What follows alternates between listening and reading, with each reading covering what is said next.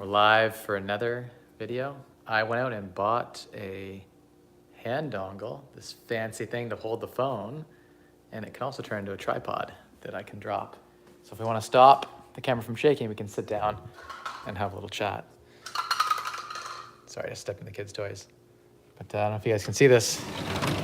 This is beautiful Florida right here. That nice little hot tub. There's a golf course in the backdrop.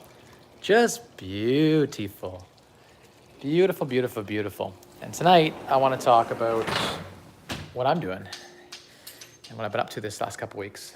I've got a nice, beautiful property under contract here in Florida on the water.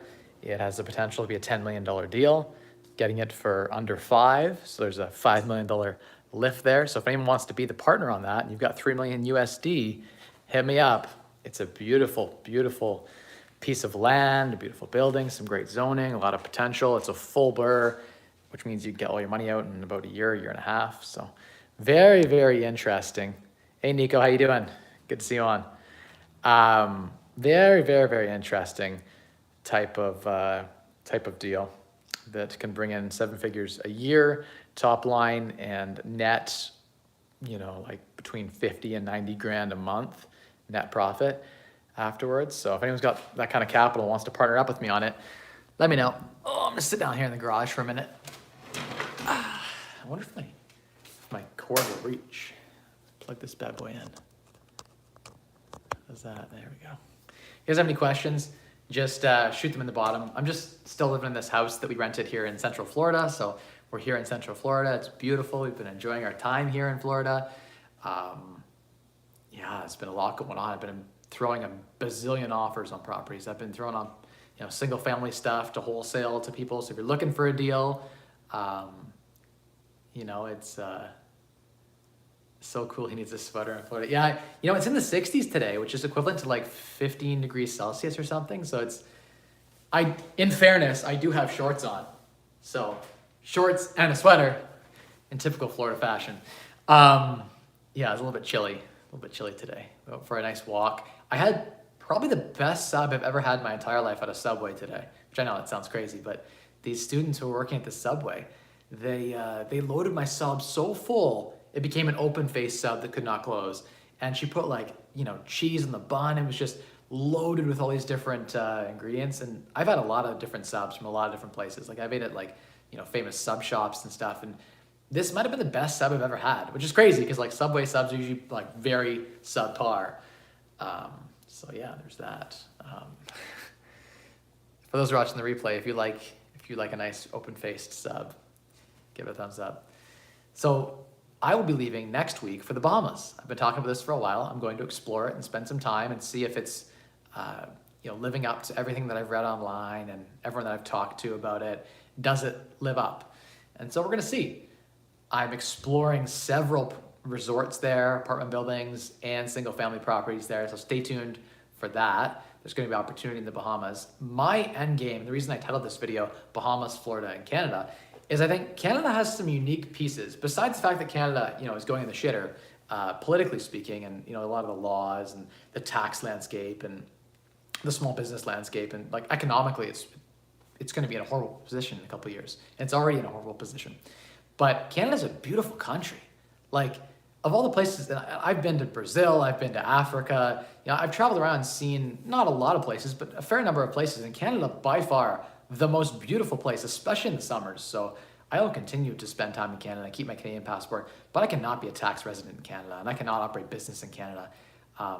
Canada is not a place to build wealth. Canada, you can build wealth in Canada for sure. There's no doubt. I've done it. I'm now successfully an 8-figure stock investor. Now I have an 8-figure stock portfolio alone right now, right? So I'm proof that you can make money for sure in Canada. And the real estate market's been on fire. You could buy stuff for undervalue at $200,000-$300,000. It's worth double a year later. In the last month in Canada alone, from December to January in London, Ontario, Canada, the average property's up between 10 and 15%, depending on which part of London you're picking. In a month, we're talking 120% plus annualized. That's what's happening in the market. To me, as the market reaches, it was already unaffordable for the average person. The rents were already unaffordable for the average people. Now we're at a point where like there are properties selling their Fanshawe College for $800,000 and they cash flow negative $2,500 a month.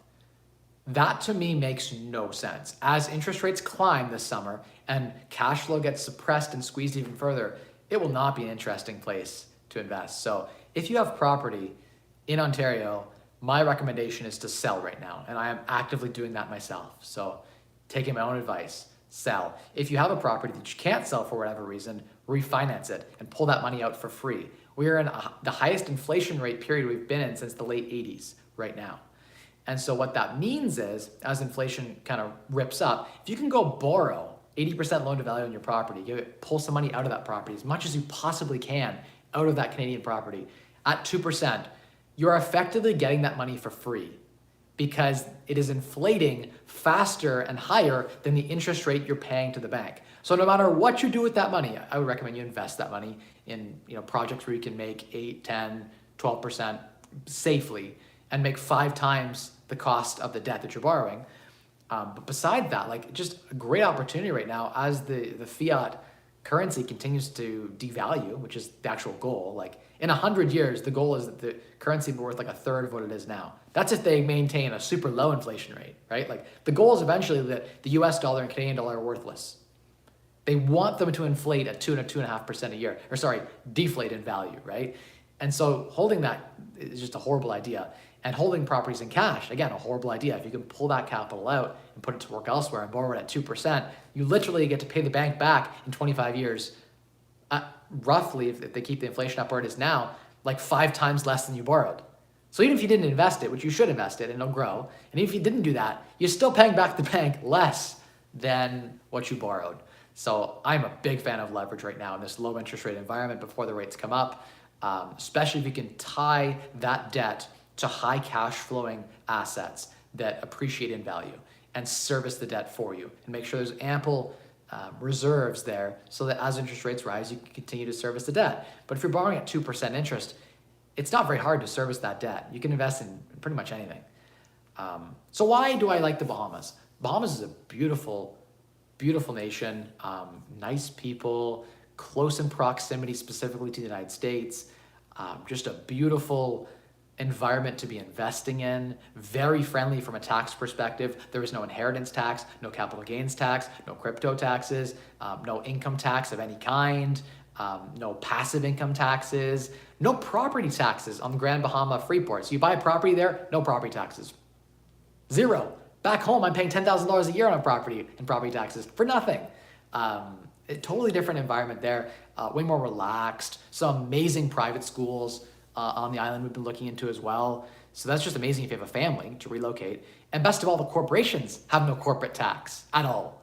So if you were to run some business in the United States or Canada and set up a corporation in the Bahamas and personally tax reside in the Bahamas, it requires you to live in the Bahamas 90 days a year to have full tax residency in the Bahamas. So you need to buy a place in the Bahamas and live there at least 90 days a year, which means like 90 days is not a lot. You could literally every other week go take a 2-hour boat ride in your private boat over to West Palm Beach in Florida and enjoy first world amenities. Have a property in Florida, have a property in the Bahamas.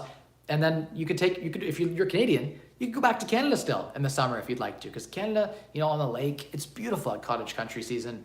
I love going to the cottage. It's a beautiful thing. It's a tradition that I would still rent a cottage or whatever. I wouldn't have, a Canadian asset in my personal name because I don't want to file a Canadian tax return. So I'd be looking to dispose of any assets in my personal name and file an exit return from Canada. That's my plan in the next 3 years. So I'm working towards that. I still have a lot of connections at home, and it's very hard to leave your family behind. So for me, the tax savings alone will be able to afford me to fly my mom, fly my dad, fly my aunts and uncles and people that are close to us to come see us in Florida. They could drive down to Florida in 18 hours. You can drive down to Florida, or they could fly them out to the Bahamas. And I don't want to get caught on COVID this week. I don't want to talk about that, but it's just not like that in the Bahamas. 15% of people are vaccinated in the Bahamas, whereas in Canada, it's like 90%. So they don't have those same mandates that they have at home, which I believe are going to be going away soon. And my personal opinion is Trudeau is not going to let go. He's going to redefine vaccinated as 3 or 4 boosters,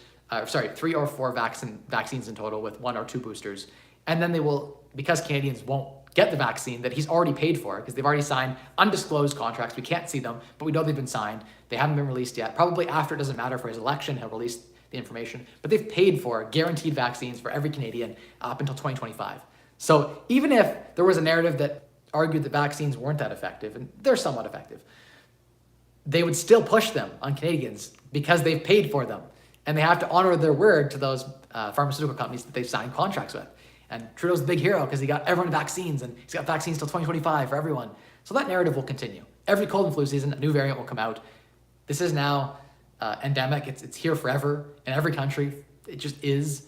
Hopefully it gets less and less severe, and hopefully the restrictions lift. But I could see Canada opening up this summer, and I could see them locking down nice and hard this winter again with more lockdowns and mandates. And so I think that'll happen if Canadians don't comply. And Canadians are getting sick of complying. They were already forced into complying. For most of them didn't want to do it. They did it for work. They did it for whatever other reasons. So yeah, let's do some Q&A. You guys can use me. I'm a vessel right now. I'm happy to share. I'm a conduit to anything I found on Google. So happy to be that. I give no warranty or guarantee to any of the information that I'm providing today. So take it with a grain of salt. But my comments on any of your questions. Let's see. Nico, how's it going? Cyrus Valley says, ask Ben Mulla.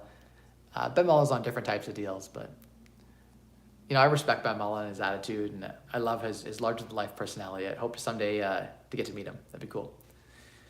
Stefan says, look at Mike, so cool, he needs a sweater in Florida. We got that question dealt with. Aneri says, do you need to apply for an investor visa to stay in the U.S. as a resident? So there are many different, you should talk to an immigration lawyer. I'm not an expert on this by any means. But my understanding is, as a Canadian, you can stay in the U.S. for up to 6 months in a calendar year, and that's cumulative. That's with no visa at all. So Canadians can just come to the U.S. for 6 months every single year. You could snowbird for 5 months, less a day, and be all good. It's one of those things where if you want to stay longer and you wanted to reside in it for like a year, you would need like an E2 visa, which would require you to buy a business for at least $100,000 that's free of any debt and that produces, income and employs Americans. There's the EB5 visa as well. If you're wealthy, you can make a large 7-figure investment and boom, you get a green card. The E2 visa is interesting because you don't get a green card and you can stay in the US as long as you want. So for me, I don't necessarily want a green card or want to be a US citizen or a US passport. Once you're a US citizen, you're taxed on worldwide income. So any income I make in Canada, any income I make in the Bahamas, wherever I go in my crypto portfolio, whatever, that's all subject to taxation by the IRS. So I don't necessarily know if I want, I haven't figured it out yet, but I think that what I'm seeing is that I don't necessarily want a US passport. What I want is an E2 visa that allows me to go into the US whenever I want. I can do business there. It's a right to be able to enter the US for business purposes. And there are if you have an E2 visa, they can't deny you based on vaccination requirements. So you could choose to not get boosters if you wanted to in the future and still be able to travel into the US. So the E2 visa is very interesting. It's cheap to get. You're talking a low 6-figure, like 100,000, 150,000, 200,000, and you get an E2 visa like that. No big deal. Especially if you buy like a laundromat or a car wash that has employees that's running, and you can improve it in some way and show them that you're going to be investing in their economy. You get an E2 visa like that. And it could lead to a green card if you wanted it. But I think the better way is to have residency in the Bahamas where there's no tax. Set up a corp in the Bahamas, and any operations you do in Canada or in the US, you would effectively move some of those profits offshore into a Bahamas corporation where there's no tax. So it's the residency, you don't really want the US residency. I can't see a good reason why you'd want the US residency. Same with Canadian residency. A Canadian passport's amazing, and I will keep my Canadian citizenship. I am proud to be Canadian. Less now more than ever, but still proud.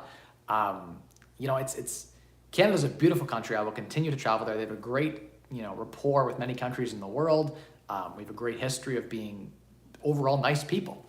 And so I feel like, there's really is this need to keep my Canadian citizenship and passport, but then to file an exit return as a resident of Canada. So I'm not a tax resident of Canada, which means I'm now unable to be in Canada longer than 6 months. So I have to be in less than 6 months in Canada in a given year. I can still visit Canada, I can still visit my family, could continue to renew my Canadian passport. As a Bahamas, tax resident, that would be my primary residence. I'd buy a house there, set up shop. That's our home base. But the Bahamas are rough in wet season, like during the hurricane rainy season. It's not a great place to be. So for a couple months a year, it's nice to go down to Florida or Canada. And it just so happens that wet season is the beautiful July, August, the time when it's beautiful in Canada. So that's a great, it just lines up so well, that triangle. I think that, an optimized life looks something like the Bahamas, Florida, and Canada, with Bahamas being your primary residence. Moving to the Bahamas, still can go back to Canada and see it. Europe, wherever you could travel and do your thing. But from a tax perspective, the fact that the Bahamas is so close to the United States that you can literally get in a boat yourself, in your own boat, and drive in 2 hours and be on the coast. Even if you had a fast boat, an hour. Like in 1 hour, you could get back to the US. That's nice. The Caymans, you can't do that. The Caymans, you cannot stay 90 days and still be a tax resident. You got to stay a lot longer to be in the Cayman Islands. British Virgin Islands, also not as attractive. So I've looked at a lot of the tax havens, and Bahamas has the most flexible tax-free environment. It's not the best, but the most flexible. And so from a lifestyle perspective, I think it is a step above.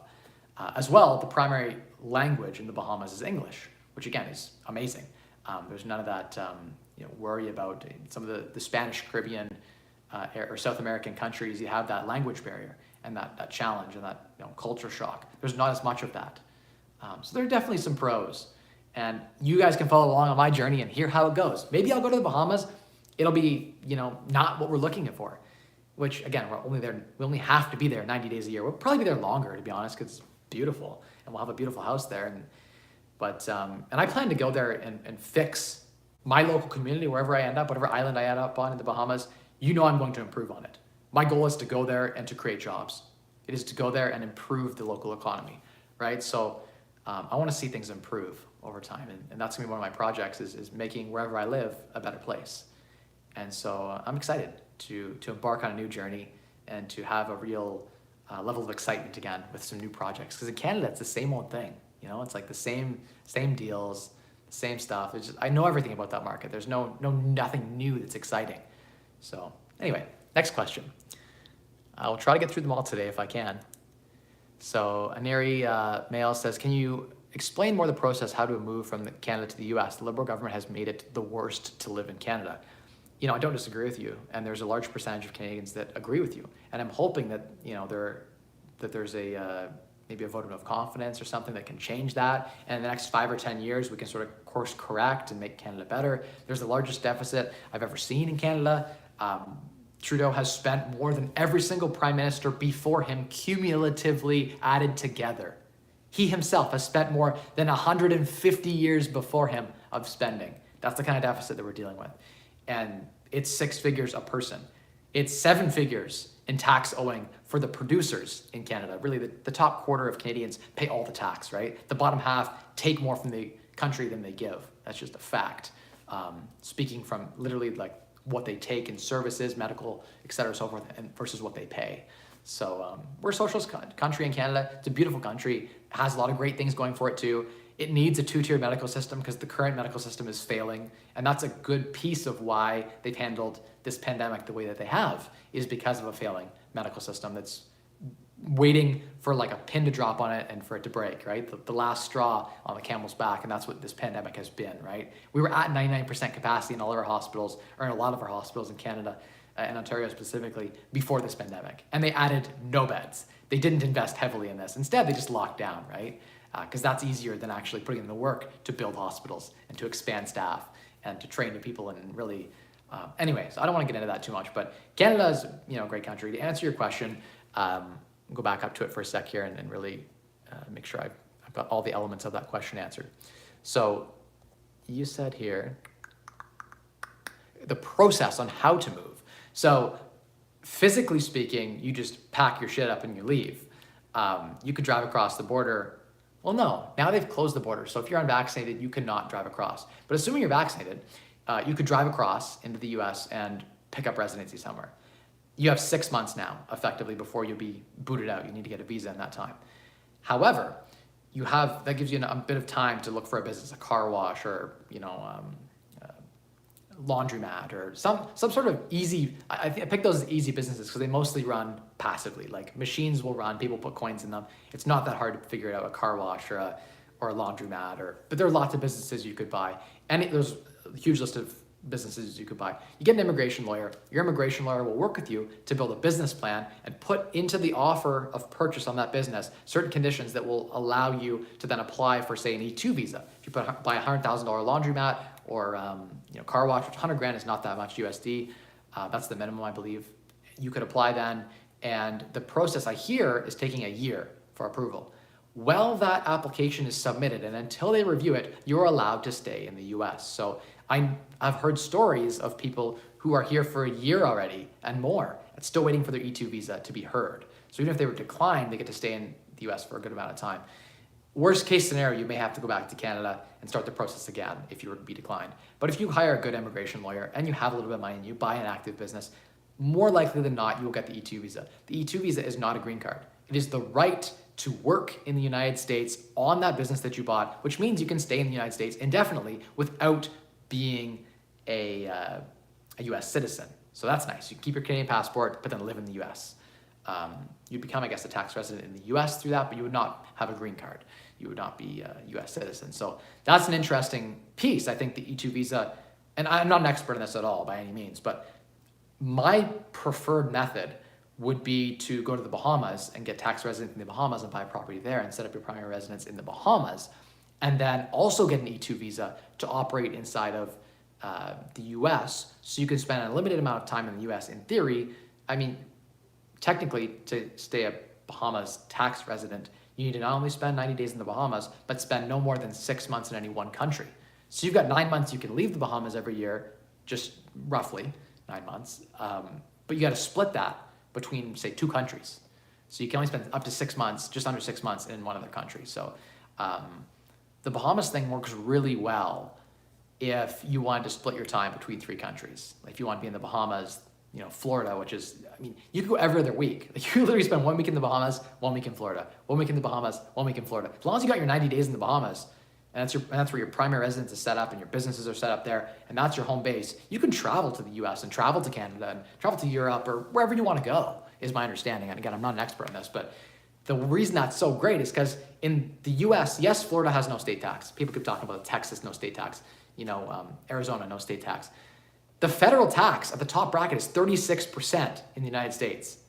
36% tax versus 0 tax. Versus Canada at 55%. Yeah, okay. Canada's worse, for sure.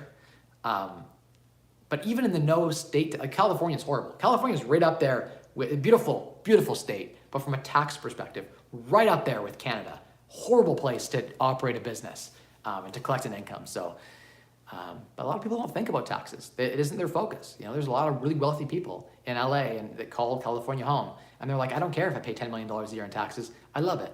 And if that's you, you can stay in Canada too. If you love being locked down and the restrictions and all this socialist talk where they're coming after the rich, get their heads on a pitchfork, and you're rich in Canada and you can afford to do that, by all means, do that. Canada is a beautiful country still. You'll wait 3 years on a wait list to get a surgery and you'll die on the wait list. But if you're rich enough, I guess you just go get a private surgery in another country, so no big deal. But hopefully that helps you. I think that, Florida is definitely a better place to live and operate than Canada is.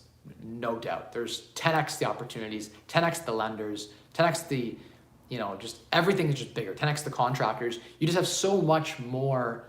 It's just such a bigger pond. And yes, the tax environment is better too. The corporate tax rates are really great here in Florida as well. So you can shelter a lot in the corp and pay almost no tax inside of a corp. So there are ways to do business here with 1031 exchange as a US citizen, if you went the green card route, and I still might yet, I don't know. I'm weighing the options, but right now it seems like it would not be the best tax environment for myself. But yeah, there are ways to definitely defer and pay almost no tax. There are a lot of people in Florida who pay no tax because they shelter things inside of corps that have 5% tax rates, and they 1031 exchange and continue to roll all their gains from their buildings, so they don't pay hardly any tax. So there are definitely ways to do that. What's the best? I'm not an expert on that, and I'm still learning too. But I will continue to share with you what I find out, and you guys can make your own decisions. Buying or renting in the Bahamas for you. Since you plan to be there for 91 days, is there a thought to rent? I believe you actually need to invest a certain amount in the country to get fast track for the tax residency. So there is a way you could buy a resort or something and still qualify. but there are definitely advantages to having a primary residence there. Myself personally, I just like control, and I'm wealthy enough that I can afford to buy a property and have that capital sit in that property and not generate a whole lot. I could probably rent out if I buy a property and it has a guest house. I could rent it out, or in the off season I'm not there, I could Airbnb it. So there's definitely ways to not lose money on that house that you own and have it be a better situation than renting financially. Maybe not, maybe a worse situation than renting, but you have the ability to be in full control. So when you're renting, it could be canceled on you. The tenant laws are not so great in the Bahamas from a tenant's perspective. You can be evicted pretty quick. Landlord wants you out, you're out. Same in Florida. Florida's an amazing investment opportunity as a landlord, because in Florida, if I don't like a tenant, they're month to month, next month I can say, hey, your rent's up 300%. You're paying $1,000 a month, now you pay $3,000 or get out. They don't pay, in a month they're gone. That's the landlord environment here. Coming from Canada, where it takes years to get a tenant out, that is literally taking a knife and stabbing your wall. Like, I've seen the worst kinds of tenants that it's nearly impossible to get some of these people out who are paying like way below cost. You're literally subsidizing, as a private landlord, you're subsidizing their living because they're paying 1/4 of market rent. They're paying at $500 a month when it should be $2,000 a month. And there's situations where the utilities that they are all inclusive and their rent is $500 a month, but they're using $500 a month in utilities. So you're literally letting them live for free. There are examples, tons of examples in Ontario, in Ontario, Canada, where there is tenants who are living with all-inclusive situations where the utilities have gone up so much over time and their rent hasn't gone up over time, that they are literally living there for the cost of the utilities. So they're living there for zero. They pay no rent. The utilities that the landlord's paying, the tenant pays in rent to offset the utilities. The landlord makes nothing. The landlord pays the mortgage, the property taxes, the insurance, the maintenance, the capex, all of that, and takes all of that risk for $0 a month. And they can't evict them. It's like California. So Ontario is not necessarily an attractive place to be investing. I was able to make a huge amount of money in a successful portfolio in Ontario. Going elsewhere is like, if you follow Dragon Ball Z, is like being a Dragon Ball Z,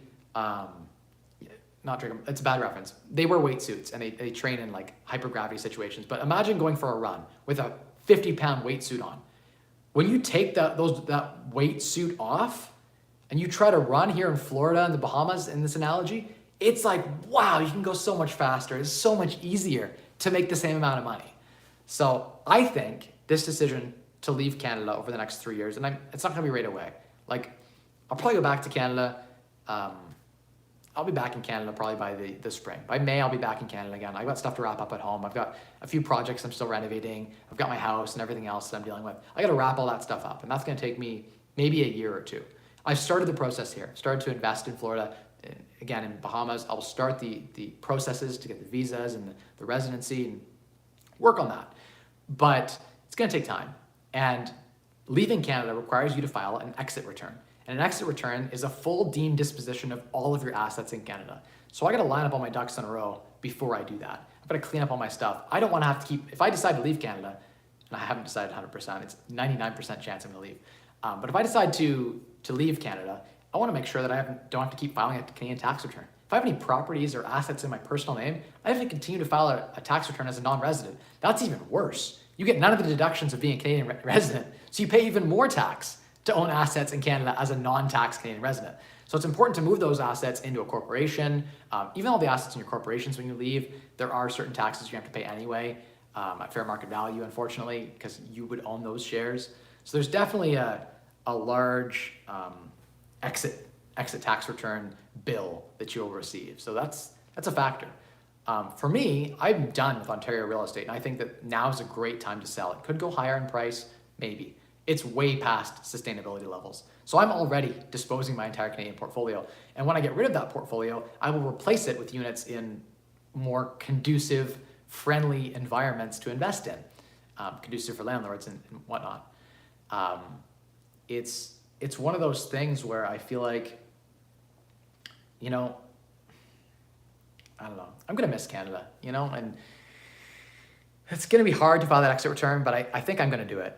And financially, it'll save me $500,000 a year or more. And I'm hoping all of that extra tax savings I can go put to work in a place like Bahamas, where I could employ 50 or 100 people potentially and pay them good wages, like better than what they're used to being paid. And if you pay people well, what I've found is that I've tried paying people cheaply and fighting for every nickel and dime.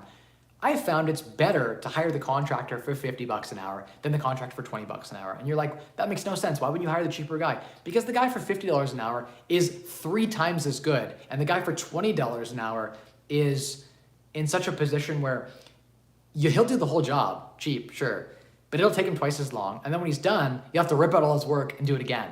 So it'll cost you twice as much to have the guy for $20 an hour than the guy for $50 an hour. And that sounds counterintuitive, but if you pay people well, you support them and you train them well, and you give them a good environment, they will produce for you. They'll be part of your team, right? So that's more I'm looking to build in the Bahamas. And I don't know what businesses I'll be involved in on my journey to billionaire. It's gonna happen. Like, I'm young still, right? I'm 29 years old, and I think that 9 figures is maybe 5 years away from me if I can continue to grow at a reasonable trajectory, right? And then from 9 figures, it's 10 figures, right? So that journey is gonna happen for me.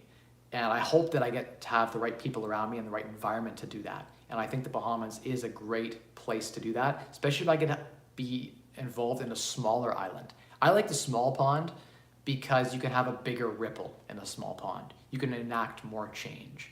So that's my hope, is that I can go and I can improve things. Do I want to own all the real estate on the island? No, I have no interest in that at all. Do I want to build and improve? Yes. Have meaningful change and impact? Yes, that's one of my goals in life. And I think that I can do that from the Bahamas with a lot of that tax savings, right? It's put that to meaningful use. I don't mind actually paying tax, and because tax goes to help those who need it. But in Canada, it mostly goes to rich trust fund bureaucrats that are completely corrupt. And so it's a situation of the dollars that I have 6-figure tax bills that I pay, right? And none of that money is going to help, like very little of that money is going to help. I don't want to give to a charity that wastes 90% on administration. That's Canada. They're very, very inefficient. So I believe in a privatized way to help people. So one of my goals is to give back. And so one of the things I'm going to be doing is starting a foundation and a charity soon from the Bahamas. It's one of the things I want to be doing. Stay tuned for that, guys. Hopefully you can get involved and help out too. Thoughts on trading options with weekly expirations versus monthly. So Anthony, if I see a stock that's really beat up, like say Facebook got destroyed, if you guys are watching, it's down 30% since it missed on earnings by a penny, as well as user growth, I guess, was down. It's now a value stock. Like Facebook is trading at a 15.7 PE last I checked at the low. Maybe it's now 16.5 or something. But now in a situation where, let's grab this. Now in a situation where it's a value stock. And I think that if Facebook can continue to monetize the existing base, even just take the existing base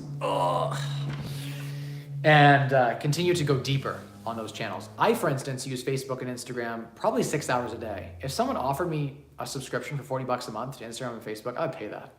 I take it for free, but I would pay. Most of my business connections are literally on Instagram. And some of these people don't even have their phone number. I've done business with people that we only communicate over Facebook and Instagram. That's wild. That's the power of that brand and of that network. 3.5 billion people on that network. So is Facebook going to zero? No. To answer your question, weekly versus monthly options. If you were really bullish on Facebook, like I am right now, at the current price of 218, today was a big green day, and I didn't follow today that much, but probably in the 230s now if I had to guess. But Facebook, I was writing contracts at 218, 220. At the time it was at 218, 220 in that range. They were paying extremely well, $4 and $5 for a couple of days, expiring this Friday. That's an insane annualized return. Now, getting that close to the money on a weekly, the decay, even if the stock stays flat, just the risk decay that it didn't crash further will pay you handsomely. So I like weeklies because they just pay better. If you get even you can do a half, super conservative, even 20% out of the money on stuff that's already beat up. And at 20% of the money, you can get 0.5% a week on most of these contracts that I think are pretty low risk. And if you're careful about risk management and have a stop loss set up so that if it gets more than 0.5% loss, you just clear it out, gone. You could write 10 of those a week, 10 weeklies, and fairly easily with your portfolio make 0.5% a week. 0.5% a week is 25% a month, but with compounding, it ends up more like 30-something%. So that's a very interesting strategy. It's more active, but I love weeklies over monthlies. Yeah, with weeklies, you just got to be careful, that's all. It's best to do weeklies after a big crash on a really bad down day. You're less, and you stay way out of the money. You know what I mean? So, but each person has their own method. If it's a flat day, you might go monthlies, go a little bit further out and let that decay happen over the next month or two. And hopefully you don't get assigned anything when you sell those puts and you just get money for nothing.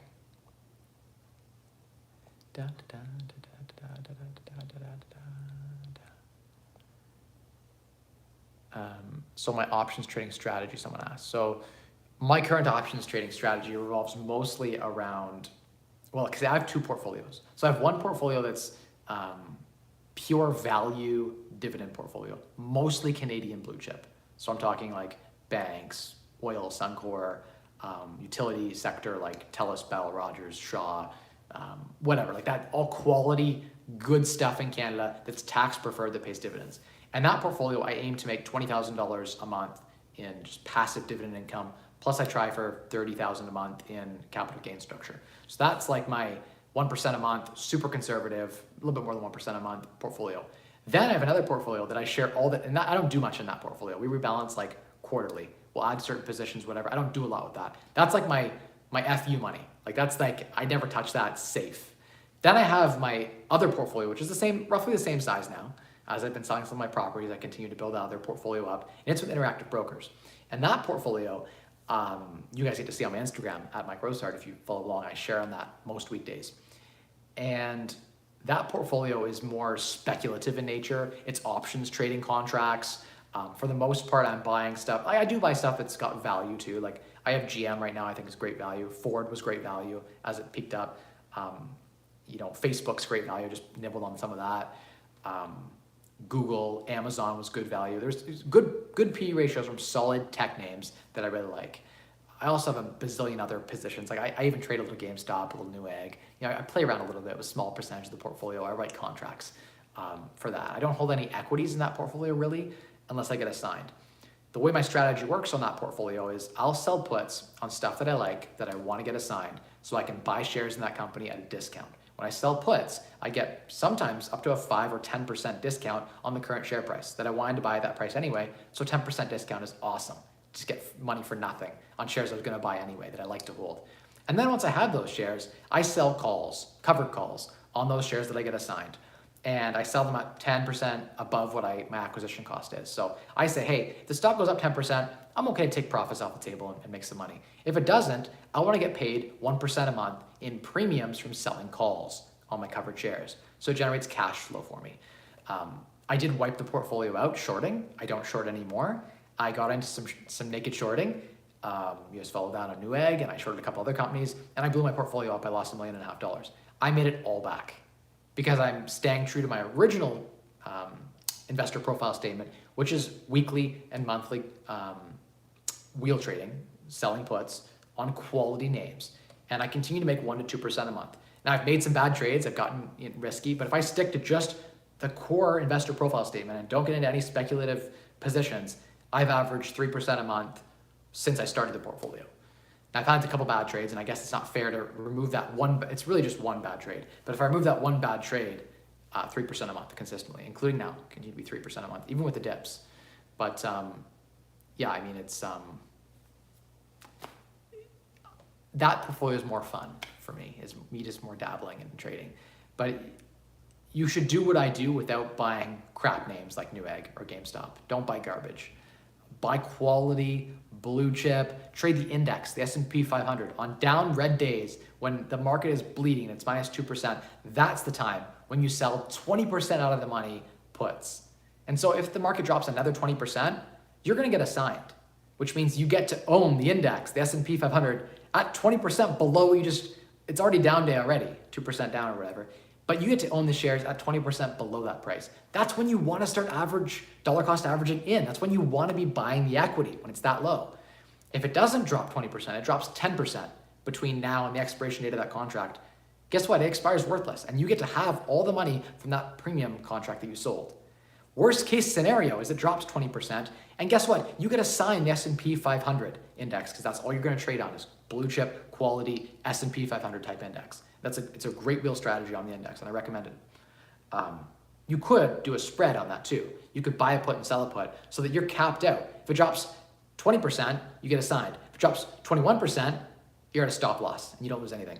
So you could do that too, and you can make great money just spread trading on the down days and absorbing that volatility and ensuring that volatility. So the stocks do this, actually they do this in an upward direction, but you make money the whole way. Whether it's up or down, you're making money. So there's a lot of ways you can make. If you're more conservative, you can make like 1% a month with almost no risk, I would argue. I'm not looking to make 1% a month, I'm looking to make more. But if I was trying to make 1% a month, I could do that with almost no volatility. Like I would never have a down month if I played the 1% a month strategy. I'm looking to try to do 2-3% a month, try to grow myself to billionaire. So I take risks that don't always pay off. But you could do it just with the index, just on deep down red days. And there might be a period where the market, say, corrects 30-40%, where you're assigned at 20% down, and it drops another 15% after that, right? So you're down 35%. That's okay. Continue to dollar cost average down and sell calls now on this index that you own. You can now sell covered calls and make 0.5% a month, let's say, if the market's really down, might be paying 0.5% a month.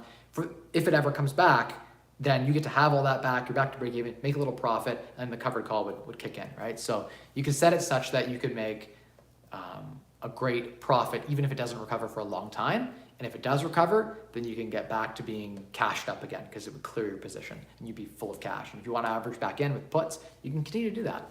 So I think it's a great strategy. It's better than buy and hold by far, for sure. It is more active though, so it's up to you. Do you want to spend the time or do you not? Let's see. Hey Mike, can you please talk about your option trading strategy? So we did that question. Now we're on the next one. So Tip Top K says, can you briefly explain what things need to be done first before investing in the States as a fellow Canadian, setting up a bank account, transferring funds, taxes, etc.? So yeah, I mean, you need to talk to an accountant for sure. You need to figure out the right corporate. There is no one size fits all strategy. It might be that you open, you might have a corp in Canada that owns the corp in the US. You might have a Canadian corp that owns the corp. There are issues with double taxation you have to avoid. So there are ways to structure properly so that any tax you pay in the United States is given as a credit on your Canadian tax returns. So you don't pay double tax. That's important. So making sure you structure properly when you're buying property in the US. Yes, you need US bank accounts. Yes, you need a US credit card would be ideal. If you can try to build some credit, that's important too. Not necessary. You can still buy with TD, RBC, and BMO Harris. They all have arms in Florida in the US. So, I mean, you can buy a property right now as a Canadian in your personal name if you wanted to. It's not the most, there is no double taxation in your personal name, at least you get a credit, but then you have to file a US tax return in your personal name as well as a Canadian tax return in your personal name. That's how most people start with their first property. There's nothing wrong with that on your first property. Buy it in your personal name, get some insurance. Financing's super easy. Like I said, BMO Harris here has lending with 30% down. TD, RBC, same thing. Great rates, like 3%, 3.5%. So you can definitely buy a vacation home here as a place to start investing in Florida. And if you're interested in properties, by the way, I have 3 properties off market right now near West Palm Beach on the east and the coast, kind of about an hour north of Miami, in the 300s, in the 300,000 range. So if you're interested in like a nice, big, beautiful house with a big 2-car garage, these 3 properties don't happen to have pools. You could put a pool in though, it's got lots of room to do it. The cap rates are actually really interesting. You can rent them for like $2,500 a month pretty easily. In the 300,000 range, it's great. A lot of the properties in the area are 500,000-600,000. So if you're interested in this wholesale deals, hit me up. I do have 3 properties off market right now that I'm looking to either take down myself or assign. Probably assign because I'm also working on a big 25-unit building in a beautiful Airbnb central place. Basically, it's like a little hotel right on the water, like waterfront with frontage and 14 dock slips to the ocean. That property I'm looking for 1 partner ideally. So if you're that partner, if you're watching this and you have $3 million USD, that's the partner I'm looking for. 2.5 million, I can maybe make it work, but 3 million is really what I'm looking for. I can have that money back to you in full within 12 to 18 months. So you'd be fully cashed out, no money in the deal, and now you'd be looking at bringing in $50,000 a month on 0 money. So the return on your capital on this large multifamily deal that I have in Florida locked up would be infinite return. So very interesting. If you're familiar with the multifamily burr, this is one of those unique opportunities where you can have a chance to own a piece of that and invest with the one and only Mike Rosehart. hit me up if you're that person and you have that capital. If no one ends up wanting to meet all my criteria, who is a good fit, because I do have people reach out who have the capital but just aren't a good fit. But if we are a good fit, then awesome, let's do some business together. And I don't want to just do one deal. I'm looking to recycle your capital and continue to do more deals and help you grow as well. So I'm hoping it's a person who's my wealth level roughly or higher. I'm looking for money partners who are wealthier than I am. I know that probably most people watching this channel are in the same boat as I am, or maybe a little bit less than where I'm at. But worst case scenario, I'll take the deal down by myself. I do have the capital ready to do it, but it'd be nice to have a money partner, and it just feels more comfortable joint venturing a project like this with someone than doing it myself. I'd rather let my skills pay the bills. Let's see. Jay Doe, thanks for that question. So I've not marketed it very well. We've had 4 showings in total to 4 realtors. We did receive an offer on the first showing. It was an offer that was very good at the time, but I looked at the conditions of the market and I said, wow, everything's appreciating 5 and 10% a month. I'm gonna try for more. I'm gonna be a little greedy and see what I can get. And then I got an even higher offer. And I'm like, you know what? I think I can get an even higher offer. I think I can do even better. And I continued to realize that I was underpricing. And I had a few agents give me feedback and say, you're underpricing this thing. So it will eventually just hit the MLS. So stay tuned for that. It will eventually hit the MLS at a price of over 1.5. And for sure I will get that price because it's in an amazing location. And it's the only sixplex in Byron. There is no other legally zoned sixplex in the area. So I have the one and only one. They're all single family duplex. The most you see is triplex in that area. As far as sixplexes go that are completely legal, this is the only one, and it's fully renovated and vacant and beautiful. So I know the right buyer from Toronto will come in there and say, wow, I can rent this out on Airbnb for $12,000 to $15,000 a month, and I only have to pay $1.4, $1.5 million for this property. Sign me up, like turnkey, ready to go, let's go. No tenant issues, whatever, like that for the right buyer who's looking for that in their long-term portfolio, they'd be hungry for that. Is it a value add property? No.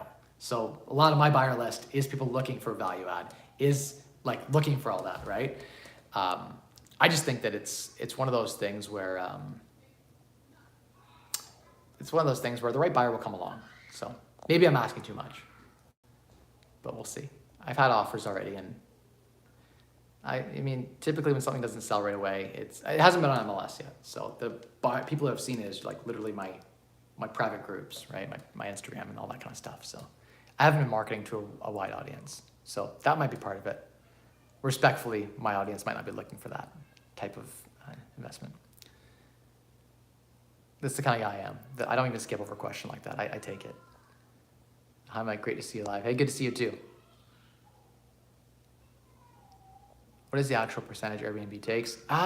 So Airbnb takes 3 to 5%, I think, if you're a larger volume. I think it's 3% of the booking right up front. Typically, your Airbnb manager will take another 20% on top of that. As well as there'll be a cleaning fee, there'll be restocking fees for all the supplies, as well as garbage fee to take the garbage to the road, snow and landscaping fees typically. Most of the property management companies take 30 to 40%, with maintenance, 30 to 50% of the revenue collected. That's been my experience looking at all the Airbnbs. 20% is management fee, 3% is Airbnb. You should also collect HST if you're doing it as a large business. There's technically HST on all those bookings. You got to keep 13% aside, technically, I believe. Unless you're just doing like a one-off, but if you're doing like a hotel or like a sixplex, you'd have to do that. But my experience peeking in the covers of a lot of these Airbnb companies and a lot of these people bragging about making $20,000 a month on Airbnb or whatever, when you peel back the covers and you look at the cost of depreciation on the furniture and the cost of capital and maintenance and the management fees paid to the Airbnb managers and everything else, they're actually making a lot less, and in some cases less than if they just rented it out to a long-term tenant or a student. So Airbnb can be attractive. It can also be a lot less attractive than a lot of the gurus make it sound. So wade in with caution is my recommendation. That said, a long-term tenant is horrible as rents rise, right? That long-term tenant's locked in. Where on Airbnb, technically, if you're cycling through people every 30 days, you're not locked in. You can continue to float and make more. So there's definitely that flexibility and freedom that you don't have to deal with landlord-tenant board. That's the worst part of landlording. It's why I won't landlord in Ontario. I'm done with it. I never want to go to the landlord-tenant board again. I'm tired of the RTA, the Residential Tenancy Act in Ontario. I'm not an expert on the RTA, but in every glimpse I've had looking at it, it's pretty much designed just for the tenant. It's not really there to help the landlord at all. In fact, it's there to make the landlord not profitable. And the landlord runs a business. And I don't think that the private sector should be subsidizing people's living costs. Government housing, sure, happy to pay taxes for that. But the private sector should not be required to subsidize private citizens' living. It makes no sense. So I strongly disagree with how the laws are written in regards to the Residence Tenancy Act. Anyway, next question. What are healthcare options like in the Bahamas?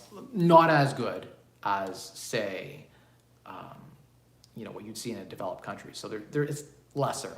There are, though, many doctors there, and you could pay for good private healthcare. Healthcare isn't a big focus for us right now. We're a very healthy family. I don't even have a doctor at home in Canada. I literally don't have a family doctor at home in Canada. I had one 11 years ago. Like, that's how little health issues have, it's not been an issue for me. But I understand that once in a while it can be a huge issue. And I'd have to look into that more. The light amount of research I've done is there are hospitals there for sure. You want to avoid the public hospitals for sure. I've heard that. But the private hospitals are not bad. And you can pay on, like, if you went to Nassau, you'd be like an hour and a half, I guess, boat ride to Nassau. But if you took your boat there, then you'd get quality care.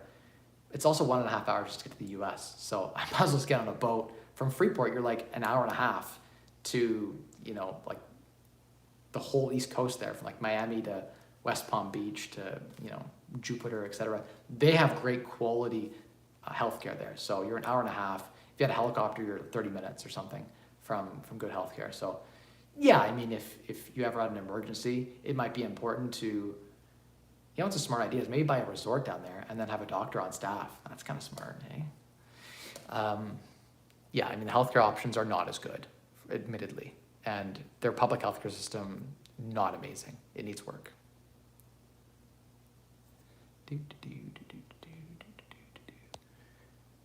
Do you still sell on Amazon? So I don't sell on Amazon, no. I've never sold products on Amazon. I have friends that do, but I've never sold products on Amazon.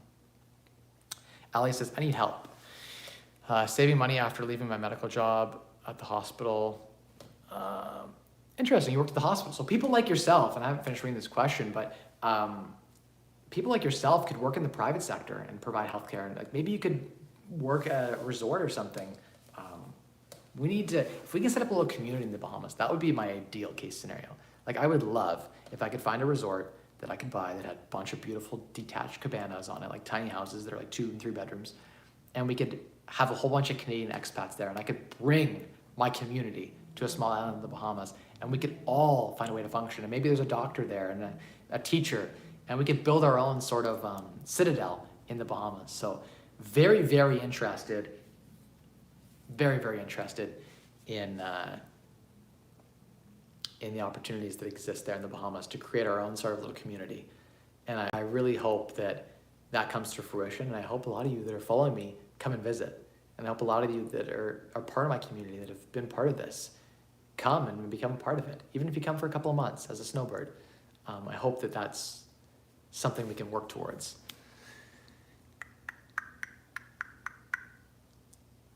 Sam asks, I just saw his question, it's not in the right order, but mind me asking, savings rate you average to reach retirement. You mentioned 90% savings rate, very high. Yeah, I mean, for sure, the savings rate was, I don't even know, I'd have to go back on my notes and check, but something around 90% savings rate for sure. We spent very little, almost everything we earned. I think at one point, because we were living for free, we were literally saving like every paycheck she made and every paycheck I made.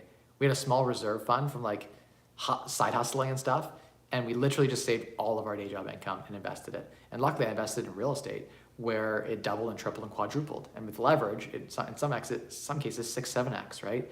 And I did that so many times, kept working to do that on every investment, and it compounded. And now we're in a position where it's a lot different. I retired 5 years ago. Over 5 years ago, I quit my day job and went into like an entrepreneurial sort of early retirement. And now it's just about, what kind of things can I do to create the best lifestyle?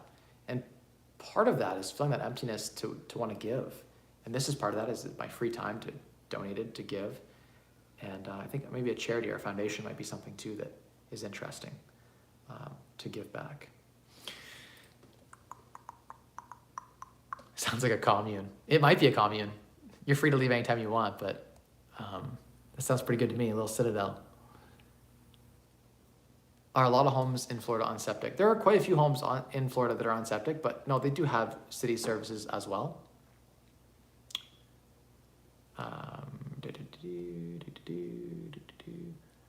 Hey, thanks, William. Appreciate you. Should I be spending 100K and lower my savings rate? I mean, yeah, the lower you can go, the better. That's awesome, by the way, about your portfolio in VT Sachs. 4% safe withdrawal rate, 50K in dividends, so dividends are cherry on top. That sounds like a great, nice, conservative portfolio. It sounds a lot like my A portfolio. A portfolio, and then the B portfolio is the one you see on Instagram. The boring portfolio is not fun. Like, no one wants to see me post, hey, I got 20,000 this month in dividends. Who cares? Like, no one cares about that in my world. But that's the portfolio that you need to retire. And then there's going to be a sliver of that, maybe 20% or 30%. For me, it's 50% in the safe, 50% in the more aggressive, where you can take a little bit of risk. But that sounds like a great portfolio. There's nothing wrong with value plays. That's where I come from as an investor.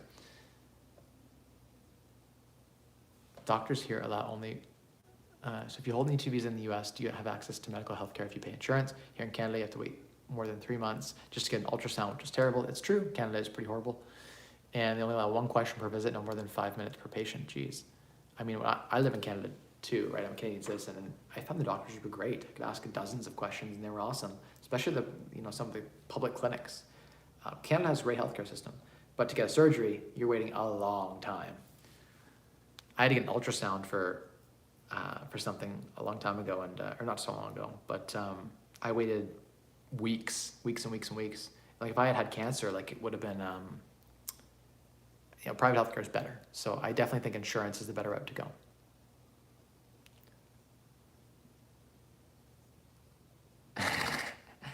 I love this comment from Accomplished Theory. I'll live in the Bahamas with you. Do you have any need for a former Hampton slumlord in his 30s? You probably have a useful set of skills that we can put to work. If you're a slumlord, you're used to dealing with some of the worst people, which means you're a good communicator and you're a good problem solver. You're probably also used to dealing with, if you're dealing with slumlord properties, you have a lot of maintenance. There's always shit they're breaking because their life's so dramatic. They're always breaking stuff and they're hard on things.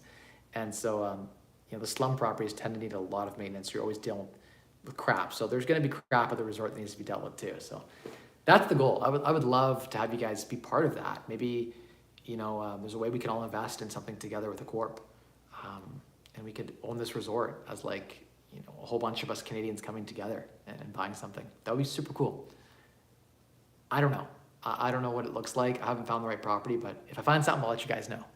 You hear about it on here. Hey, Eric. Long time no see. Just want to say hi. Hey, thanks for tuning in. Hi. Did I miss any questions? How would you use home equity? So you'd refinance it and put the capital to work elsewhere. You could lend it out as a private mortgage, a first mortgage on someone else's property. Like, let's say if you took a 75% loan to value mortgage on your house, you go put a 75% loan to value on someone else's house. You're borrowing at the exact same capital. You're borrowing at 2% and putting on someone else's house at 10%. And there are flippers who will pay for a 1-year mortgage at 10%, 12% on properties. So you can make 1% a month, and in 2 months, make the entire year's mortgage payments on the house, the money you just borrowed. So then you have another 10 months of free interest income, which you could then use to live on. So you could just literally take the equity in your house, put it to work, and be good. Does your dog like the beaches? I didn't bring my dog with me, actually. He's at home, sadly.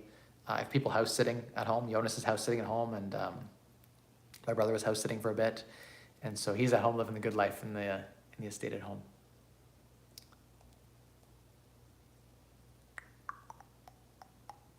I think I got all the questions. All right, guys, I put my daughter to bed. I appreciate y'all tuning in. Thank you so much for watching all the awesome content. I appreciate that comment. Thank you. And the other one says, thanks, appreciate it. Not the same saving rate currently. Hey, you can always work on getting it better. There's always things you can do to increase your income, pick up a side hustle. The more you increase your income, if you leave your spending the same, the better the percentage gets. So it's about increasing your top line as much as it is about, decreasing your bottom line. Maybe there are ways to call your insurance company and get half the price by shopping around. And there are certain things you can do if you have the spare time on your lunch break to reduce your costs, especially your fixed costs like insurance. Easy to negotiate. Your mortgage rate, easy to negotiate. A lot of those like little miscellaneous spending, you could go on Groupon or whatever. And there's lots of ways to,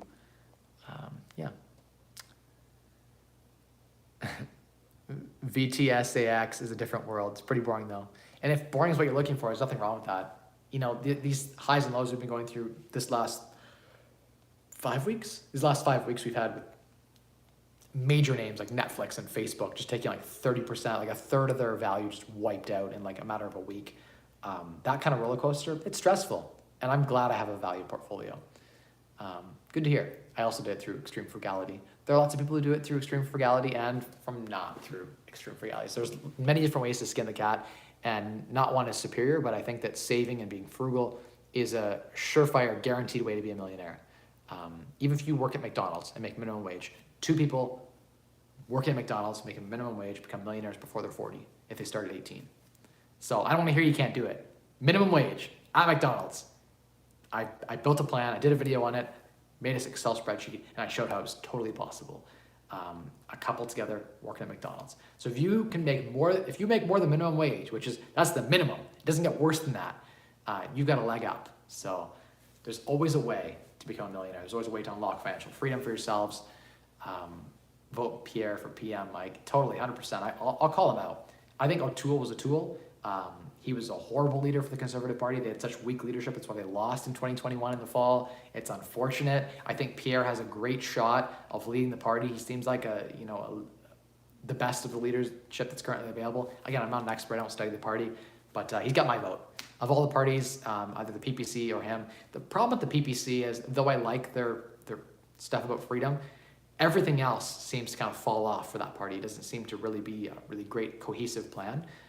You can't really agree with all the things on every platform, unfortunately, but what I know for sure is that the Conservative had the greatest, they actually won by popular vote in the 2021 election. More people voted for the Conservative Party than voted for the Liberal Party, period. But our system in Canada is first past the post, and so if you have 100,000 votes for the Conservatives in a riding, and in that same riding, you have 100,001 votes for the Liberals win, the Conservatives get nothing. Those 100,000 votes for the Conservatives meant nothing. And the Liberal Party gets the seat in that area. And that's how it's designed in Canada.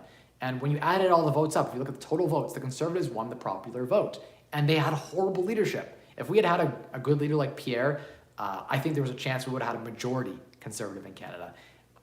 The fringe minority is the NDP and the Liberals. The radicals in those parties that support like triple masking, 5 shots, a shot every 83 days, mandates, lockdowns, 80% taxes, fuck the rich. Those people are actually fringe. Most people support a capitalist society where there's an opportunity for people to advance if they work harder, period. And I hope that Canada can see the light. I plan to continue to visit Canada and keep my citizenship in Canada. I love Canada. So yeah, everyone, thank you so much for watching tonight. It's been a long stream, been over an hour. I wanted to keep it short tonight, but it didn't end up happening, and that's because you guys asked great questions, and I also like to talk, so I can let myself run away with ideas when I'm on these live streams. No one there to talk to me.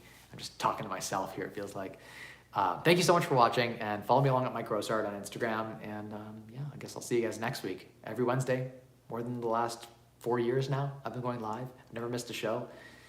+1 for consistency and dedication. All right, everyone, and I'll see you in the offline in the comments, and yeah, see you next week.